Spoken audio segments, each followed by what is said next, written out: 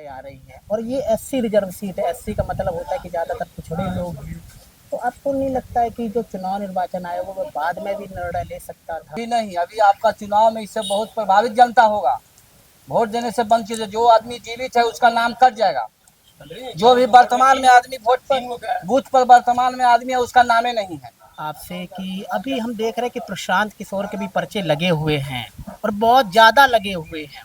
पहली चीज़ तो मुझे ये बताइएगा, क्योंकि अगर एक पर्चा आप छपवाने जाते, छोटा सा बैनर छपवाने जाते, तो आपको 100-500 रुपया तो लग जाएगा। नमस्कार, मैं रवि पाल। आज मैं अपनी टीम के साथ पाटलिपुत्र लोकसभा सीट के अंतर्गत मसौड़ी विधानसभा में आया हूँ। ऐसा कहा जाता है कि जो हमारे यहाँ का जो चुनाव निर्वाचन आयोग है, इसके साथ साथ जो महागठबंधन के घटक हैं, इन्होंने कहा है कि हमारे वोटरों को बड़ी दिक्कत हो रही है और ज़्यादातर ऐसे ही लोगों के वोट काटने की जो कवायद है वो चल रही है कि जो बहुत कम पढ़े लिखे हैं या फिर हम अनपढ़ के हैं। क्योंकि एक ऐसी रिजर्व सीट पे आप भी समझ सकते हैं कि क्या वहाँ पे होता होगा, क्योंकि ऐसी सीट ऐसे तो नहीं बनती है। मैं थोड़ा आपको यहाँ का थोड़ा गणित समझा दूँ कि वर्तमान में यहाँ पर रेखा देवी राष्ट्रीय जनता दल से हैं। और एक चीज़ आपको ध्यान रखनी होगी, जो एससी रिजर्व सीटें होती हैं यहाँ पर बहुत ही कम है कि बीजेपी आई, और यहाँ पर भी एक बार भी बीजेपी नहीं आई है। और 1969 में भारतीय जनसंघ को जीत मिली थी। उसके बाद 80 में जनता पार्टी।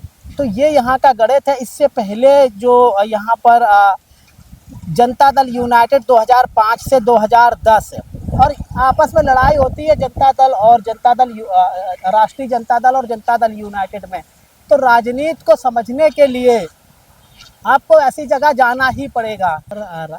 जो राजद के विधायिका है, तो उसके बारे में क्या है कि क्या लगता है कि राजद की जो विधायिका है उनका काम कैसा है अभी तक का? क्योंकि अभी 2 महीने में फिर चुनाव आ जाएगा, तो कैसा काम है उनका काम तो अच्छा है। हाँ। मसौरी पूरा विधानसभा में उन्होंने काम बहुत बढ़िया किया है। बहुत ढंग से काम किया, विकास का काम किया है। तीसरा बार भी वही जीतेंगे चुनाव। अजहर जी, आप भी बैठ जाओ थोड़ा वहाँ पर। मिला तो अच्छा, आज देरी से उनका टिकट मिला तो चुनाव निकाल लेगी।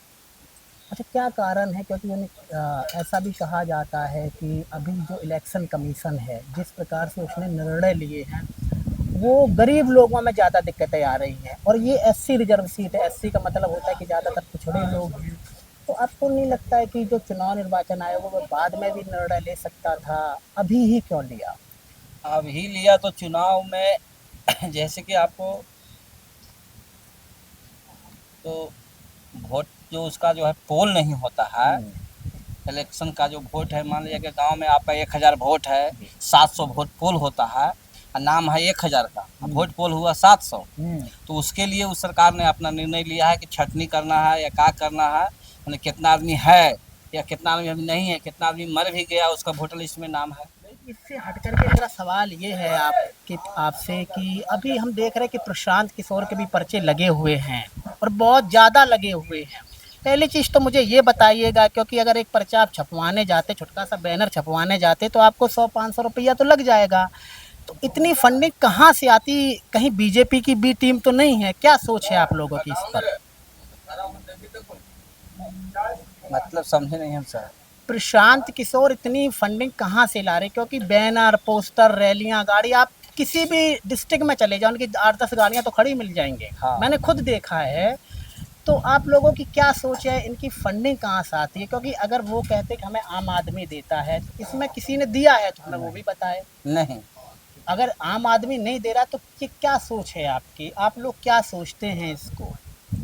पैसा जो कहाँ से प्रशांत किशोर जी लाए हैं ना, वहाँ जाइए आप। और प्रशांत किशोर के तो कोई बैकग्राउंड से ही मिल ही रहा है, जो पार्टी दे, लेकिन बैकग्राउंड से उनको पैसा मिल रहा है खर्च करने के लिए, बैनर, पोस्टर वगैरह वगैरह बनाने के लिए। कौन दे रहा है?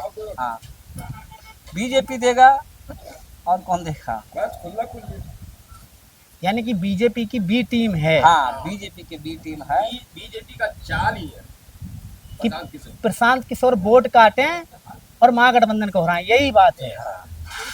तो तो लगता है कि प्रशांत किशोर वोट काट पाएंगे कि नहीं काटेंगे, क्या सोच है आपकी? क्योंकि कुछ लोग तो जरूर जाएंगे उनके पास, ऐसा तो नहीं है। वोट तो काटेंगे ही काटेंगे, 10% काटें, 5% काटें, 15% काटें, 20% काटें, हर विधानसभा में भाई काटेंगे। 4 उपचुनाव हुआ हुआ प्रशांत किशोर ही नहराए हैं। बेलागंज में केला ये सब चारों चारों को जो बीजेपी की गोद और जदयू की गोद में गया, जी तो एक प्रशांत किशोर का देना है। क्योंकि आरजेडी आज दुनिया जीतता था 20,000 और 25,000, 20,000 और 25,000 प्रशांत किशोर नहीं काटे। तो ये बीजेपी की चाल है। घाटा किसको होगा प्रशांत किशोर से? प्रशांत किशोर आने से घाटा होगा आपको महागठबंधन को, इंडिया गठबंधन को घाटा होगा और बीजेपी को लाभ होगा। अच्छा, कहीं ऐसा भी तो नहीं है कि जो रूरल एरिया के वोट हैं वो महागठबंधन के ही तो नहीं है, उसमें नीतीश बाबू के भी वोट हैं, तो ऐसा सब बाबू का वोट है, तो ऐसा बात नीतीश नहीं का है कि- वोट नहीं काटेंगे? ऐसा कैसे कह सकते हैं कि महागठबंधन के ही वोट काटेंगे? वो जो बात वहाँ पर ही जो है ना सर जी, वहाँ पर है उम्मीदवार पर डिपेंड करता है। जी बेल्ट जहाँ मसौरी विधानसभा क्षेत्र मान के चलिए, जी रेखा देवी वर्तमान में मुख्यमंत्री माने विधायिका है, जी अगर वो नूतन पासवान को टिकट दे देती है, प्रशांत किशोर से प्रशांत किशोर अगर नूतन पासवान को टिकट दे देते हैं तो वोट कटेगा ही कटेगा, उसमें तो कोई दो राय है नहीं। आरजेडी का अब ये जो है बी पार्टी बनाया गया है, इसी चलते बनाया गया है कि जहाँ जहाँ जो है जहाँ जहाँ महागठबंधन है वहाँ बढ़िया उम्मीदवार दे को बी पार्टी माने खोज करते हैं उसको, प्रशांत किशोर जी की पार्टी को ऐसा उम्मीदवार उतारेगा जो कि अगले विधानसभा में चिराग पासवान ने किए थे। सेम चिराग पासवान इस बार भी तो दो भर रहे हैं। अगर किसी सीट पर आते हैं उनके कैंडिडेट तो फिर आप किधर जाएंगे? हम लोग तो आरजेडी के तरफ आरजेडी रहेंगे, के समर्थक है ना, आरजेडी की तरफ। आरजेडी के तरफ रहेंगे, लेकिन अगर वो चिराग पासवान जी आते हैं तो क्लियर है कि बीजेपी हारेगा ही हारेगा। जो अभी जो काला टक्कर देने जा रहा है, जो काला टक्कर नहीं होगा, आरजेडी आराम से निकल जाएगी, उसमें कोई दो मत न है, अच्छा वोट से निकलेगा। अच्छा, मेरे लास्ट दो सवाल हैं। फारा फारा जाके आप लोग जब महागठबंधन की तरफ जाते हैं तो किस नेता को देख करके जाते हैं आप? नेता के देख के नहीं जाते हैं। जी अभी जो है तेजस्वी जो है युवा के रोजगार के लिए जो मर रहे हैं, लड़ाई लड़ रहे हैं जी। कि इतना नौकरी देंगे, ये देंगे। आज से आपको 5 साल पहले एक पटना के गांधी मैदान में अभ्यर्थी नियुक्ति को, चयनित उम्मीदवार को जो जिसका नियुक्ति पत्र मिलना है, जी। उसको बुला बुला के क्यों नहीं दिया गया? आज क्यों दिया जा रहा है? जो 17 साल नीतीश जी तेजस्वी जी रहे, जो 17 महीने जो लाए सिस्टम कि मान लें कि हम 100 के नियुक्ति पत्र दे रहे हैं तो गांधी मैदान में दे या कोई सभा करके दे, इसमें जो बांटने का जो काम किया उनका जो है अनुकरण हो रहा है। बुला बुला कर नियुक्ति पत्र मिला, पहले क्यों नहीं मिला? 10 साल पहले क्यों नहीं मिला? 5 साल पहले क्यों नहीं ऐसा मिला नियुक्ति पत्र? अच्छा, लास्ट सवाल मेरा आपसे है कि ऐसा कहा जाता है कि पिछली बार क्या हुआ था कि कांग्रेस को ज़्यादा सीटें मिलेगी जितनी संभावना नहीं थी। तो ये पैसे ले लो। तो अगर राजद अकेले टिकट चुनाव लड़ती है तो बेहतर करेगी या फिर महागठबंधन के साथ लड़े, जैसे कि राहुल हो गए, CPI-ML हो गई, तो बेहतर है? लोग गठबंधन के साथ बेहतर रहेगा, बेहतर है। अकेले चुनाव लड़ने में कठिन है। क्योंकि कुछ लोग ऐसे हैं, जैसे कि हम इस विधानसभा की बात करें, यहाँ पे कुछ कांग्रेस के भी वोटर हैं, तो वो कहते हैं कि हम कांग्रेस के तो वोट है ही नहीं, ये तो खाली जो है अफवाह है। कांग्रेस का वोट है नहीं, अब कांग्रेस तो लुप्त करने जा रहा है, खत्म होने जा रहा है। कांग्रेस को वोट है कहाँ? कांग्रेस तो महागठबंधन के माने आरजेडी के समर्पित उम्मीदवार के चलते कांग्रेस का उम्मीदवार जीत जाता है। आरजेडी के जरिए ऐसे तो कांग्रेस का उतना वोट है नहीं। कांग्रेस का टोटल वोट बीजेपी में डबलेट मतलब पलट गया, कन्वर्ट हो गया, उसको कन्वर्ट कहिए, कन्वर्ट हो गया।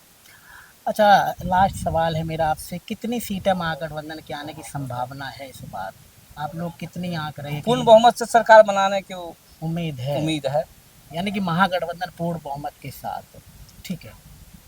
दोस्तों, अभी तो हम आगे भी जाएंगे। अभी तो मसौड़ी का इनमें पहले ही है, इससे पहले भी हम दूसरी विधानसभा में जाएंगे और यहाँ भी अंदर जाएंगे। फिर भी आपका कोई सवाल हो इस विधानसभा को लेकर के तो हमसे ज़रूर करें।